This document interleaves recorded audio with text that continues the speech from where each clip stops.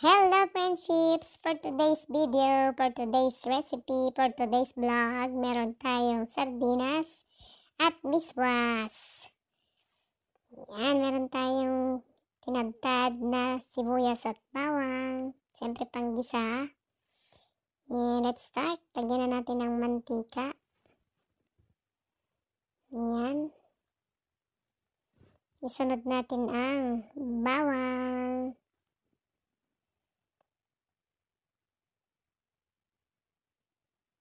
Golden brown muna yan bago natin ilagay itong ating sibuyas.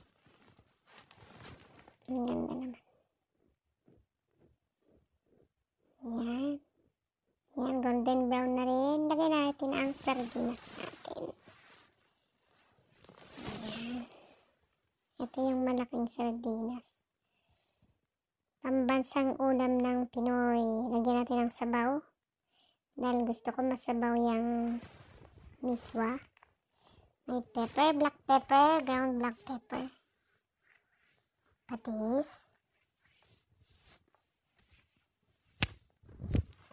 Kung gusto nyo lagyan ng pampalasa, nasa inyo rin yun. Magic sarap, betchin, kahit ano. Yan, kumulo na. Pwede na natin ilagay ang miswa. Kailangan ito durug-durugin natin kasi nung last time naglagay ako, hindi ko dinurog. Buo-buo siya. So, mas mabuting durugin natin. Timplahan muna natin at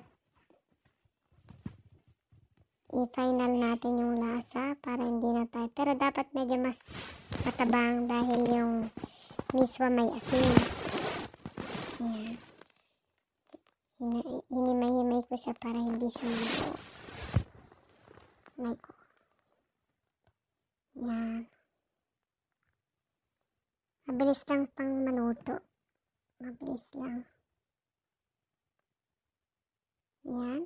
Haluin lang natin bahagya. Hanggang sa ma-absorb konti yung sabaw. Hindi naman dapat lahat ma-absorb yan kasi mas masarap na meron siyang sabaw. Pansabaw sa kanin. Yan. Pwede na pag ganyan. Pwede na rin nating patayin.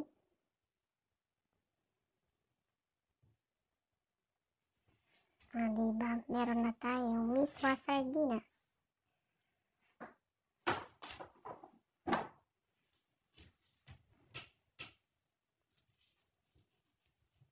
Ayan, pwede na tayong magsandok at tikman ang ating sardinas miswa.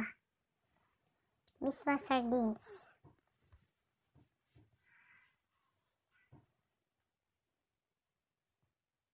Ayan.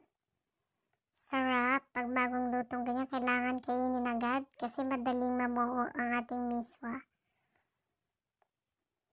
Ayan. Ayan. Ito na. Tikiman na, friendships.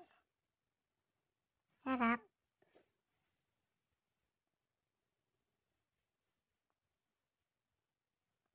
Ayan.